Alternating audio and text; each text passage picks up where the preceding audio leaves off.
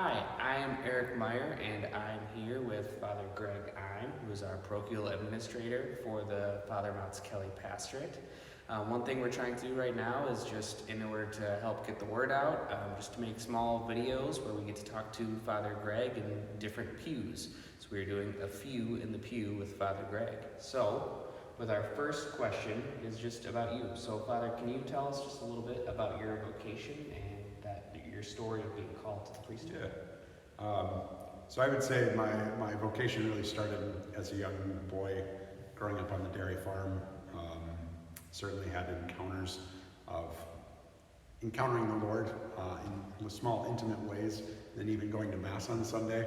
There was always a longevity to and a joy that came with the Sunday Mass, which I couldn't explain at the time, but I certainly felt it.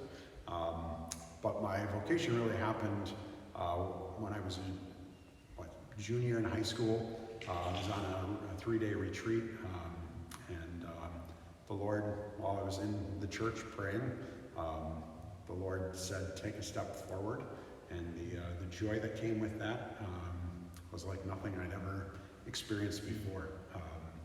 And at that point, I had decided I was going to take over the family farm with Dad.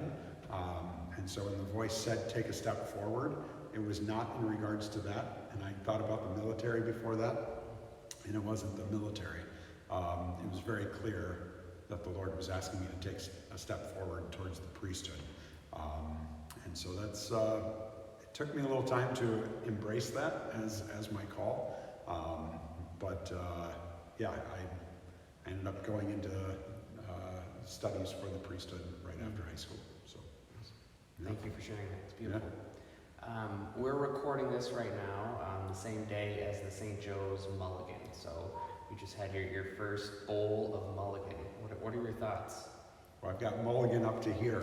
It's a good bowl. It is an amazing bowl. So I was able to stir one of the pots for about 5 minutes this morning, which was a delight to be a part of it. But it is a hearty bowl of soup. So, and the flavors are, I mean, there's a reason they cook it for as long as they do, because the flavors just meld together. So it's, when I first heard Mulligan, I thought it was a golfing term. So There you go. Yeah. The soup is certainly tasty, and I think I'll be back. Awesome. Good. So with our first few in the pew, one of the other questions we wanted to ask is just if you could give as short of a explanation as you can of just Into the Deep and just the changes that our diocese has been under over the last 2 to 3 years even, but just a brief overview for somebody who just hasn't even heard of it before. Sure. Yeah, I mean, the Into Deep is an attempt to restructure kind of the diocese and even the parishes to go on mission. And part of that is we're so often just spread out in small little pockets. And like the early church, I mean, there was a strong community that was bound together around Jesus Christ, and they went on mission.